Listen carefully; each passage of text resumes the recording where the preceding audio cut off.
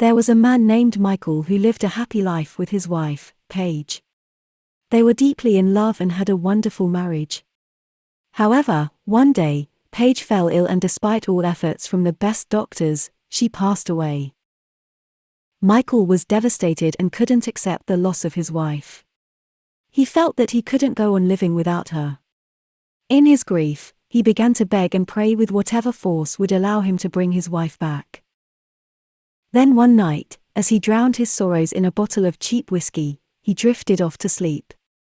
In his sleep he witnessed a vision of Paige, as beautiful as the day he lost her.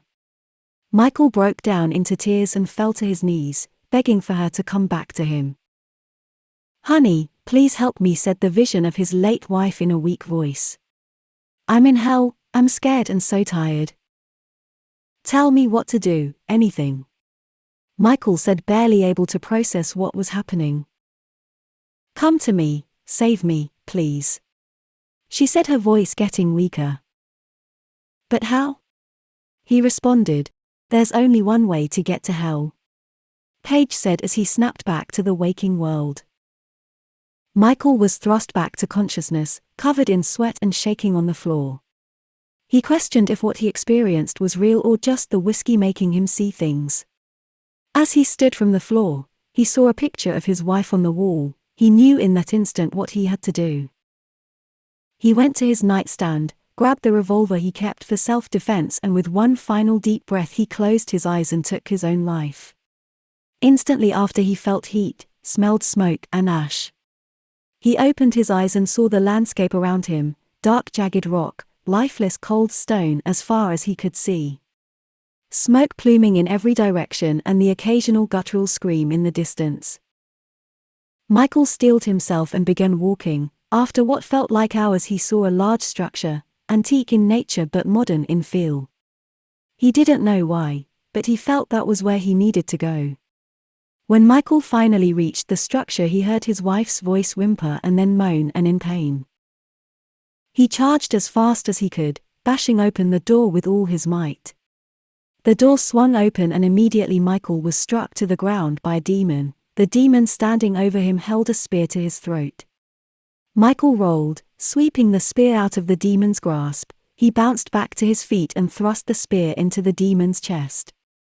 Sending the demon to the ground, Michael let his anger take control and stabbed the spear into the demon's flesh over and over again.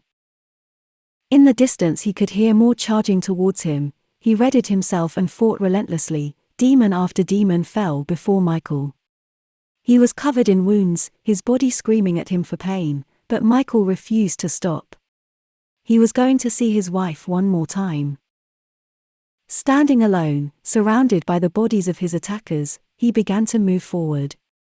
Then he heard clapping from behind him. Michael spun on his heel, readying the spear for another fight. He saw a tall, dark figure who almost looked burnt.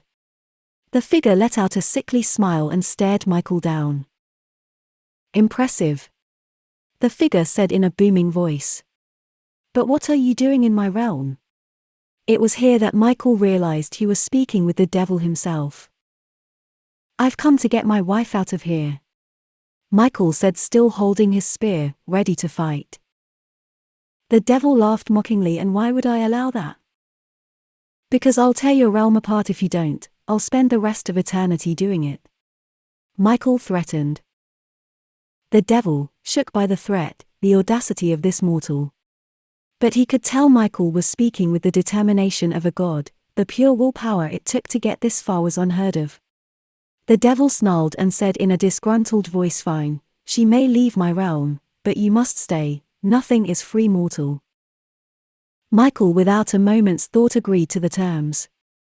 Only asking to say goodbye to his wife, the devil snapped his fingers and instantly Michael's wife appeared before him, in the clothes she died in. Michael couldn't believe it. She closed to the gap between them and embraced him. Michael fell to his knees and confessed how much he loved her. "Let's go home," she said to her husband. Through tears, he responded, "I can't, but you can, I love you." He stood from his knees, seeing the tears swelling in her eyes, kissed her one final time, and just like that she vanished. Michael had saved his wife from the depths of hell, and knew that she would live a full happy life in the world of the living. He picked up the spear and smiled at the devil. Hearing the marching feet of more demons in the distance, Michael wiped the sweat off his face and said, "Fair trade." He turned, readying his spear for an eternity of violence. From that day on, Michael spent every waking moment fighting demons, punishing the punishers, and tormenting the tormentors. He struck fear into the devil himself, no small feat for a mortal. Maybe even the heavens took notice.